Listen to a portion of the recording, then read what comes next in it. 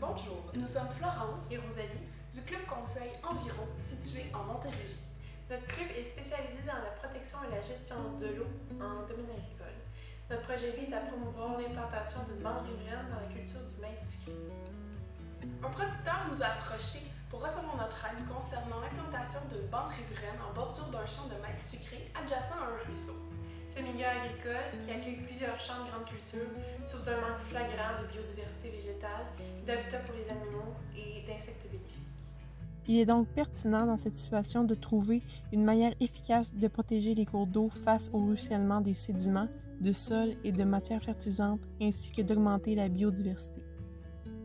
Suite à notre rencontre avec le producteur, voici les besoins qu'il nous a spécifiés. Il veut un habitat pour la biodiversité, facilité d'entretien, une implantation sur le replant et non sur le talus, prioriser les plants à enracinement superficiel dû au système de drainage, plantes à vitesse de croissance moyenne, stabilisation des berges contre l'érosion, esthétique et bon pour les pollinisateurs. De plus, habituellement, aucun engrais vert n'est utilisé et les résidus de culture sont enfouis en profondeur, laissant le sol à nu durant l'hiver. Ce champ est aussi non conforme aux largeurs de bande riveraine minimale imposées par la réglementation de la MRC des Mascoutins. Voici l'emplacement où le producteur aimerait aménager la bande riveraine. Celle-ci s'étire sur la longueur de 2 de ses champs côte à côte, soit 223 mètres. Selon l'étude pédologique, le sol est une argile Sainte-Rosalie. Sous l'emplacement se trouvent aussi les collecteurs de drains, ce qui est un aspect important à prendre en considération lors du choix du type de bande riveraine et des végétaux à y implanter. Mais c'est quoi une bande riveraine? Une bande riveraine est une bande de terre qui doit être conservée de chaque côté d'un cours d'eau. C'est une zone tampon entre un champ et un cours d'eau qui peut être aménagée ou laissée à l'état naturel. Dans cet espace, aucun travail de sol ni application d'intrants ne doit être effectué. Par exemple, engrais, fumier, pesticides et plus. Le sol ne peut y être laissé à nu, il lui faut donc absolument un couvert végétal. Le talus est un terrain en pente plus ou moins prononcé situé dans la rive d'un cours d'eau dont le bord supérieur se termine par une surface relativement plane appelée replat. Les bandes riveraines possèdent énormément de rôles positifs pour l'environnement, mais en voici quelques-uns qui sont en lien direct avec notre enjeu. Les objectifs principaux sont 1. La conservation de l'agrobiodiversité, 2. La santé des sols et des cours d'eau, 3. La lutte contre les changements climatiques. Il existe 3 grandes familles de bandes riveraines. La première est l'herbacée. Excellente pour sa filtration, elle est composée de graminées, de plantes mellifères et d'autres plantes basses. Puisque son système racinaire est moins important, elle est moins appropriée pour la stabilisation des sols que les autres familles. La deuxième est l'arbustive. Ce type de bande est souvent composé d'un mélange d'arbustes et de plantes herbacées. Elle offre une bonne stabilisation des berges. La troisième est l'arborescente. Elle est composée d'arbres, d'arbustes et de plantes herbacées. La bande riveraine arborescente possède un système racinaire plus performant et procure un nombre bénéfique qui favorise la faune aquatique. Elle agit également comme ébrise-vent. Pour répondre aux besoins de notre producteur, nous avons choisi d'implanter une bande riveraine arbustive. Plus précisément, il s'agit d'une bande riveraine constituée d'une rangée d'arbustes en bordure du talus. Les arbustes, contrairement aux arbres, sont plus courts et possèdent des troncs en tiges multiples, souples et dans certains cas peuvent être rabattus. Nous avons choisi la bande riveraine arbustive pour son efficacité stabilisante. En effet, le système racinaire des arbustes riverains est généralement efficace pour stabiliser les talus. La présence de ces racines, plutôt qu'uniquement celle des plantes herbacées, a un effet à la baisse sur la population environnante des rats musqués, dont les terriers à même les talus sont souvent des foyers d'érosion. Ce type d'aménagement a aussi une grande efficacité filtrante. Il a été démontré que la rugosité de la bande riveraine composée d'arbustes réduit la vitesse de l'eau et favorise une certaine sédimentation avant d'atteindre le cours d'eau. Cependant, la faible largeur de ce modèle annule en partie cet effet. Une deuxième rangée d'arbustes améliorerait cependant la filtration. Ce modèle comporte plusieurs avantages. En effet, tout en réduisant peu l'espace cultivable, il stabilise efficacement les talus, ajoute à l'esthétisme du paysage, peut générer un revenu par les arbustes fruitiers, favorise la biodiversité et attire la faune bénéfique. L'entretien requis est minimal après l'année d'implantation. Par leur hauteur modérée, les arbustes ne gênent pas le travail de la machinerie agricole adjacente. La plupart des arbustes peuvent être taillés à quelques centimètres du sol et refaire de nouvelles tiges l'année suivante. La bande riveraine arbustive comporte aussi des inconvénients, comme la mise en place qui demande du temps lors de l'implantation. Dépendamment du financement disponible, les coûts d'installation peuvent être significatifs selon les régions et le marché des petits fruits peut être marginal.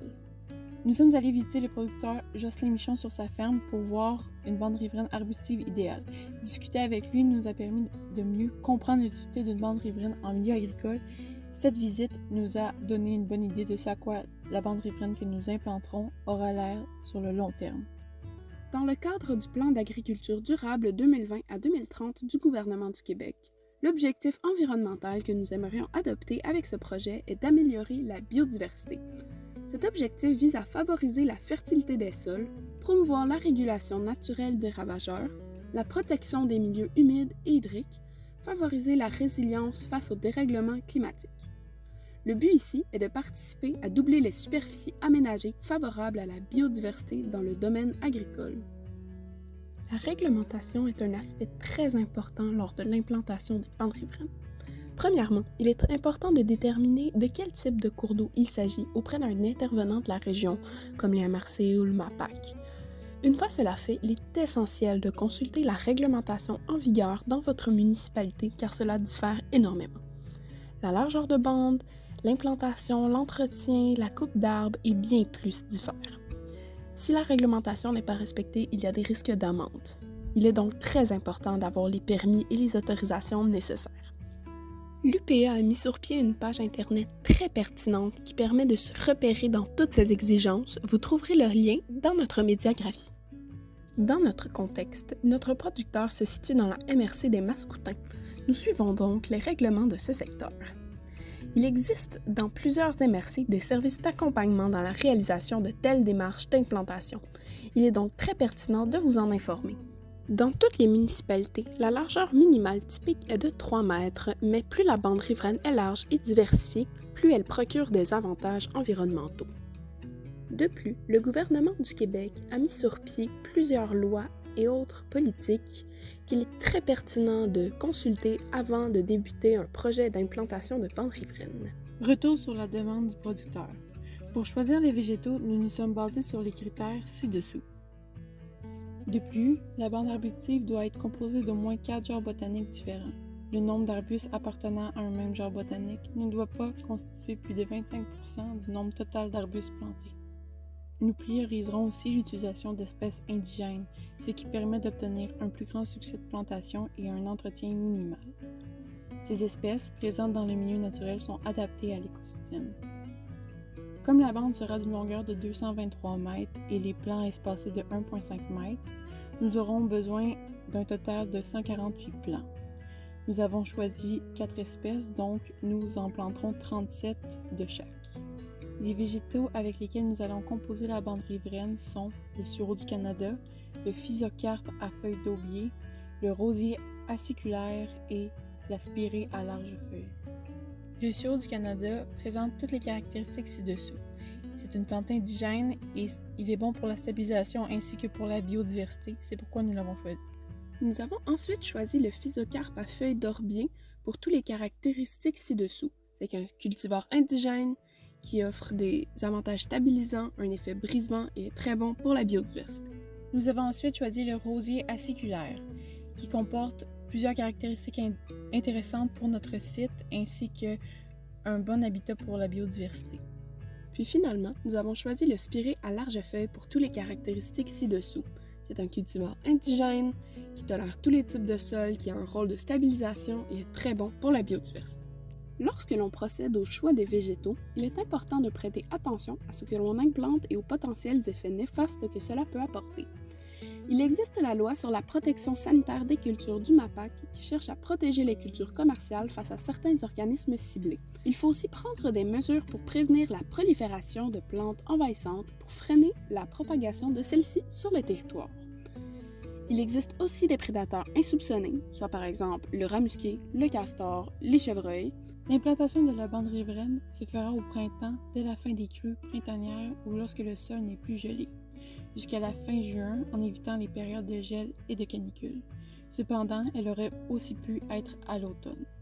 Nous planterons sur le replat, car même s'il est préférable de planter sur le talus pour une meilleure stabilisation des rives, le talus de ce site est trop à pic pour les opérations que nous effectuerons. Voici l'implantation expliquée en 9 étapes. Le premier est le débroussaillage. Cette étape s'effectue avec une débroussailleuse. On vient faucher les herbes hautes et les végétaux présents sur le site de la future bande riveraine pour faciliter le travail du sol. La deuxième étape est le labour, avec une charrue de 1 à 3 versoirs pour effectuer un travail de sol primaire en retournant le sol. On vient alors aérer et incorporer les résidus végétaux.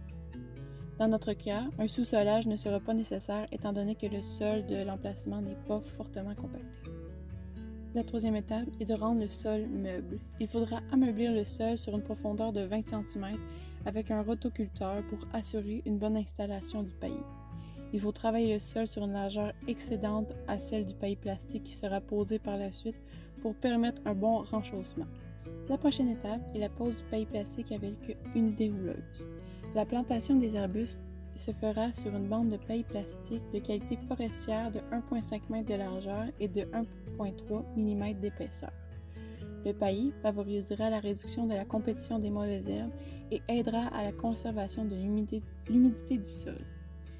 On vient ensuite découper le paillis plastique. On fait une incision en forme de X avec un diamètre qui laissera la pelle ouvrir le sol lors de la plantation.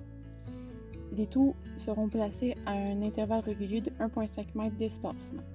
La prochaine étape est de placer les végétaux.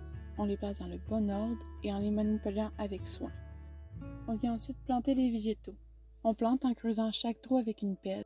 Pour favoriser le contrôle des mauvaises herbes, nous poserons des collerettes en plastique d'une dimension minimale de 30 cm par 30 cm autour des plants pour éviter la croissance des mauvaises herbes. On solidifie le tout à l'aide de 2 longues agrafes en fer. On ajoute aussi des protections contre les rongeurs et les cervidés. Nous avons choisi ce mélange chez Aiglon Indigo de plantes mellifères comportant des annuelles et des vivaces. Sa floraison s'étire du mois de mai au mois d'octobre, ce qui est très adéquat pour la biodiversité que nous voulons apporter sur le site. Ce mélange est aussi adapté aux sols argileux. L'entretien de la bande est une chose très simple. Lors de la première saison, simplement arroser, éviter de tondre, désherber un peu, tailler les branches mortes. Et la préparation avant l'hiver est très simple, voire inexistante. L'implantation d'une bande riveraine arbustive comporte plusieurs avantages, tels que la stabilisation des talus, la diminution des coûts liés à l'entretien, une biodiversité favorisée et une beauté du paysage. Il ne faut cependant pas oublier que les bandes riveraines sont à risque d'apporter certains enjeux et inconvénients pour notre producteur, notamment un entretien possible autour de la bande si nécessaire, une mortalité possible de végétaux, des coûts d'implantation qui peuvent être importants en fonction du financement, la réglementation des villes et des MRC, ainsi que de la gestion administrative. Le projet de bande riveraine de notre producteur est admissible à plusieurs programmes d'aide financière. Nous traiterons plus en profondeur ici de primes verts. Pour un tel projet, les dépenses peuvent être couvertes jusqu'à 70 % pour un montant maximal de 40 000 pour la durée du programme. Les montants accordés varient cependant en fonction des conditions d'admissibilité des végétaux, comme nous pouvons le voir dans ce document. Ce critère vise notamment à favoriser les végétaux indigènes ou naturalisés. Parmi les montants alloués se trouvent aussi les dépenses pour l'achat de végétaux, de protecteurs et autres matériaux essentiels pour l'implantation. Le programme Prime Vert a mis sur pied une fiche technique concernant les bandes riveraines élargies et bandes végétalisées en littoral. Ce document expose tous les critères à respecter pour être admissible au programme. Nous vous conseillons fortement de le consulter. Concernant les impacts financiers, selon le CRAC, les 2 à 3 premiers rangs de maïs comptent jusqu'à 25 % de pertes, ce qui pourrait aider à justifier l'espace nécessaire pour la bande. De plus, l'implantation d'une bande riveraine pourrait aider à diminuer les coûts d'entretien des rives. Il est cependant nécessaire de prévoir plusieurs choses dans le financement, comme l'équipement, le nombre de personnes, le nombre de plantes, la main-d'œuvre et plus. En conclusion, le processus d'implantation d'une bande riveraine peut parfois s'avérer complexe en raison de toutes les étapes et démarches à entreprendre. Mais les objectifs qui nous motivent sont clairs. Faire une différence dans la conservation de l'agrobiodiversité, améliorer la santé des sols et des cours d'eau et lutter contre les changements climatiques. Il ne faut pas oublier qu'il est aussi très intéressant de combiner la bande riveraine avec d'autres objectifs du plan d'agriculture durable du gouvernement.